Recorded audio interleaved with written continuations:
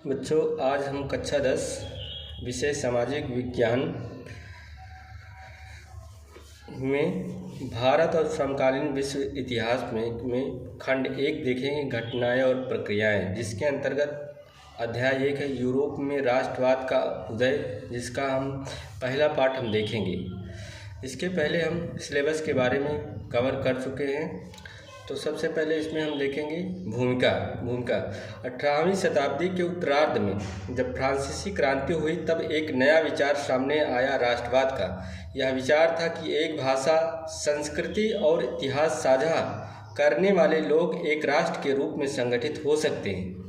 इस समय यूरोप कई छोटे छोटे राज्यों और साम्राज्यों में बटा हुआ था, जिनमें एकता की कमी थी। राष्ट्रवाद ने लोगों में अपने देश, संस्कृति और स्वतंत्रता के लिए गहरा भाव जगाया। इस विचार ने यूरोप के कई हिस्सों में राजनीतिक और सामाजिक बदलाव की शुरुआत की।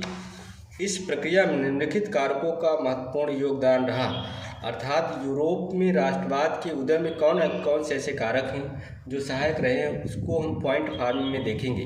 पहला पॉइंट है राष्ट्रवाद की नींव फ्रांसीसी क्रांति से पड़ती है, 1789 से पड़ती है। इसमें हम पॉइंट फार्म में देखेंगे इंपॉर्टेंट चीज़ें। फ्रांसीसी क्रांति ने राष्ट्र की अवधारणा को जन्म दिया, जहां जनता को सत्ता का स्रोत माना गया, अर्थात वास्तविक शक्ति किसके हाथों में है? जनता के हाथों में। समानता, स्वतंत्रता और बंधुत्व के सिद्धांतों ने यूरोप में राष्ट्रीय चेतना को प्रेरित किया। फ्रांस ने राष्ट्रीय ध्वज, गान और संविधान जैसे प्रतीकों का उपयोग कर राष्ट्रीय एकता को बढ़ावा दिया। उसके बाद राष्ट्रवाद के उदय में नेपोलियन का भी योगदान रहा। कैसे रहा? उसका कार्यकाल 1804 से 1815 रहा। नेपोलियन ने यूरोप में प्रशासनिक सुधारों जैसे नागरिक संहिता द्वारा राष्ट्रीय भावनाएं फैलाई। उसकी विजयों ने विभिन्न देशों में स्थानीय संस्कृति और स्वतंत्रता की चेतना जगाई। हालांकि उसकी तानाशाही ने विरोध भी पैदा किया, यही इसकी आलोचना की जाती है।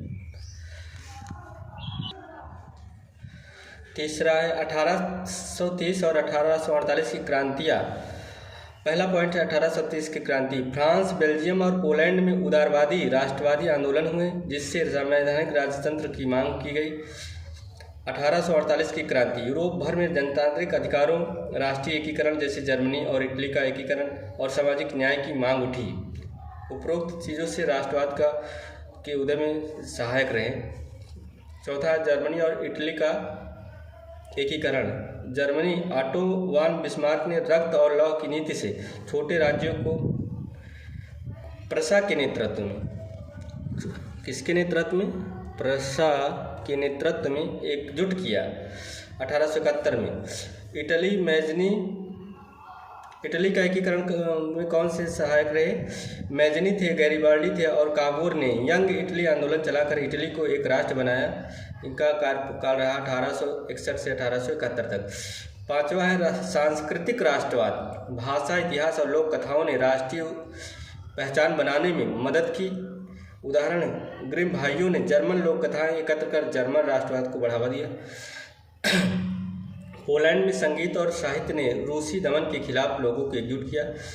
और छठा पॉइंट है वियना कांग्रेस 1815 और राष्ट्रीयवादी प्रतिक्रिया। यूरोपीय शक्तियों ने पुराने राजतंत्रों को बहाल करने की कोशिश की, लेकिन इससे राष्ट्रवादी असंतुष्ट हो गए।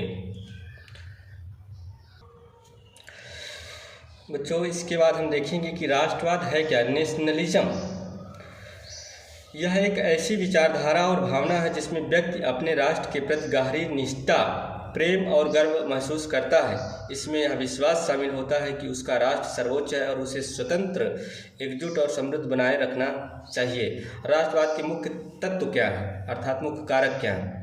राष्ट्र के प्रति निष्ठा, देश की एकता, अखंडता और संप्रभुता के लिए समर्पण होना चाहिए। सांस्कृतिक पहचान, भाषा, धर्म, परंपरा और इतिहास के आधार पर राष्ट्रीय पहचान को महत्व देना।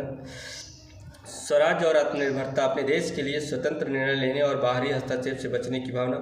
राष्ट्रीय एकता, देशवासियों के बीच भाईचारा और एकजुटता बनाए रखना चाहिए। उदाहरण, भारत का स्वतंत्रता आंदोलन राष्ट्रवाद का एक प्रमुख उदाहरण है, जिसमें लोगों ने देश को ब्रिटिश शासन से मुक्त कराने के लिए एकजुट होकर संघर्ष किया। अब अगला सवाल हमारा ये होना चाहिए कि यूरोप में राष्ट्रवाद क्यों हुआ था। तो इसका आंसर है 18वीं और 19वीं सदी में यूरोप में राष्ट्रवाद एक बहुत बड़ा आंदोलन बनकर उभरा। इसका मुख्य उद्देश्य था एक मजबूत, स्वतंत्र और एकीकृत राष्ट्र का निर्माण करना। बच्चों, पहले पार्ट में हम यहाँ तक देखेंगे, इसके अगले भाग में हम इसके आगे अध्ययन करेंगे। बहुत बहुत धन्यवाद।